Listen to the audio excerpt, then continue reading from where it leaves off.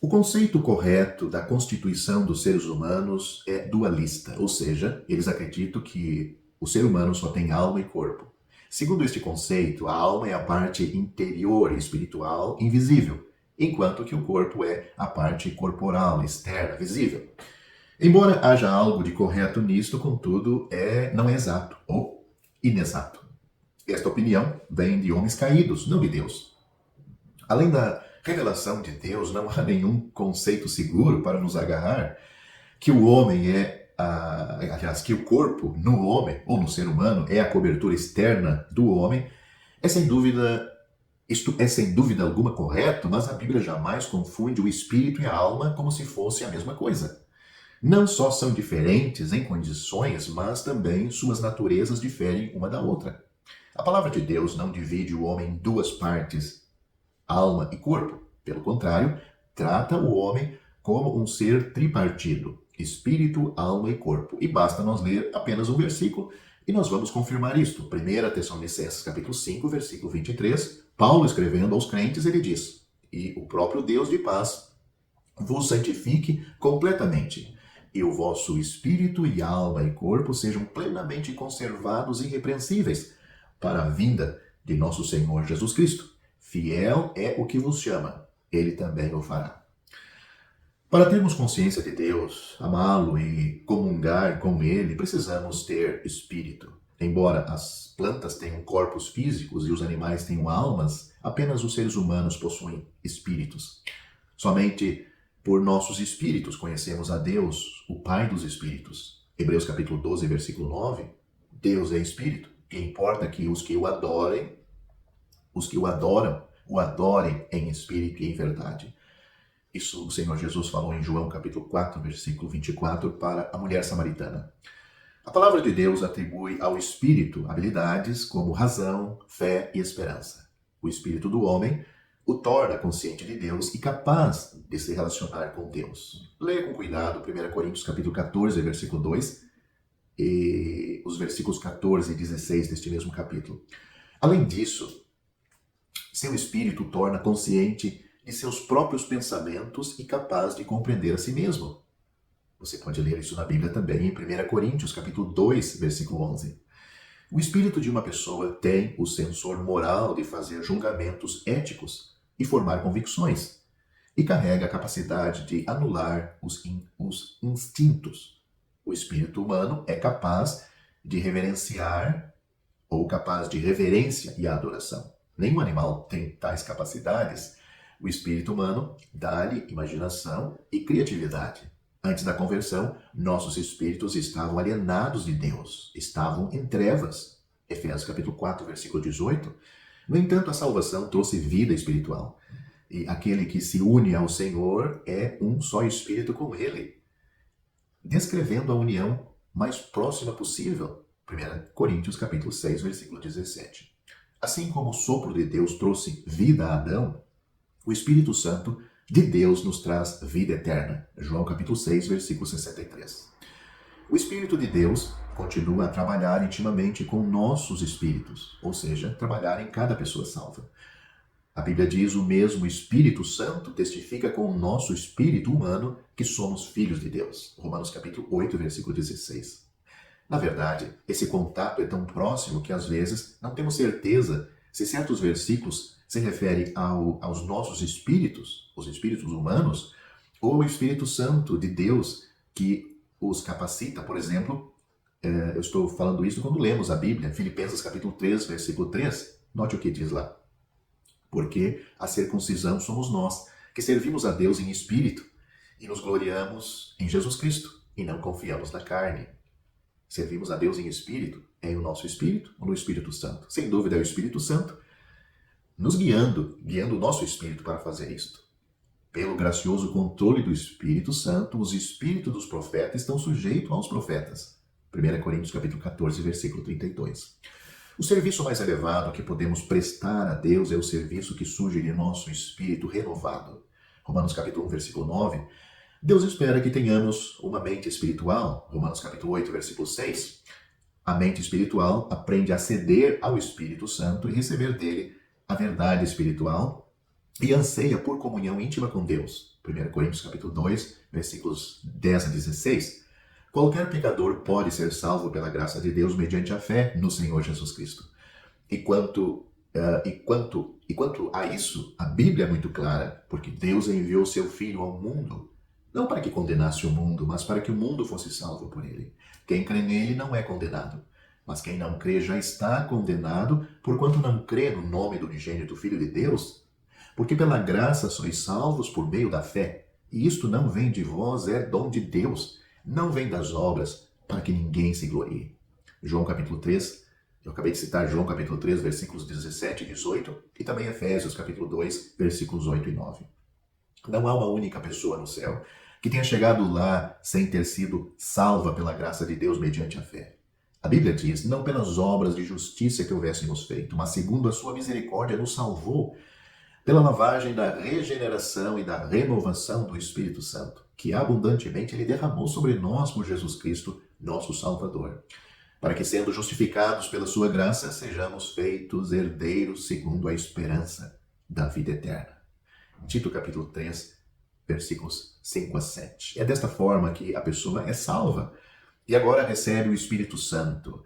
Portanto, tudo aquilo que estava apagado, desligado no homem, longe de Deus, agora é reconciliado com Deus, está perto de Deus e tem vida em seu espírito. Paulo diz aos crentes em Roma que, enquanto estavam vivendo na carne, nossas paixões pecaminosas obravam em nossos membros para dar fruto de morte. Mas agora estamos mortos com Cristo. Romanos capítulo 7, versículos 5 e 6. A consequência disso é a carne já não ter nenhum poder sobre nós. Acreditamos e reconhecemos que nossa carne foi crucificada na cruz. O que Deus tem feito por nós na cruz de Cristo e o que experimentamos dia a dia da obra acabada de Deus, embora sejam duas coisas distinguíveis, são inseparáveis. Deus fez o que podia fazer. A pergunta imediata é: que atitude adotamos, os crentes, pessoas salvas, em relação à sua obra terminada? Que efeito essa obra tem nas nossas vidas? Ele crucificou nossa carne na cruz, não de nome, mas sim de fato. Se acreditamos e exercemos nossa vontade para escolher o que Deus tem feito por nós, esta experiência será nossa para sempre. Não se nos pede que façamos nada, porque Deus tem feito tudo. Não se nos exige que crucifiquemos nossa carne, porque Deus a crucificou na cruz. Cremos nisto como verdade consumada? Desejamos possuí-lo ou possuí-la em nossa vida? Se cremos e desejamos, então colaborarão com o Espírito Santo, ou vamos colaborar com o Espírito Santo para conseguir uma rica experiência. Colossenses capítulo 3, versículo 5 nos exorta: exterminai, pois, as vossas inclinações carnais. Este é o caminho para a experiência. A expressão que temos aqui, pois, examinais, pois, ou melhor dizendo, exterminais, pois, as vossas inclinações carnais, indica a consequência do dito no versículo 3, morrestes. O morrestes é o que Deus obteve para nós na cruz de Cristo. Para que morrestes, pois façam morrer, já que morrestes, façam morrer o que é terrestre em vós. Aqui a primeira menção da morte é nossa posição de fato em Cristo. A segunda é nossa experiência real. O fracasso dos crentes de hoje pode achar-se no fracasso em ver a relação entre essas duas mortes. Alguns tentaram anular sua carne porque têm insistido exclusivamente na experiência da morte. Por isso, sua carne cresce mais forte com cada tentativa. Outros reconheceram a verdade de que sua carne de fato foi crucificada com Cristo na cruz, mas não procuram a realidade prática disso. Nenhum destes pode jamais apropriar-se em sua experiência da crucificação da carne. Se desejamos fazer morrer nossos membros, devemos primeiro ter uma base para semelhante ação, pois do contrário, simplesmente confiaríamos em nossas forças. Nenhum grau de entusiasmo pode nos trazer jamais a experiência desejada.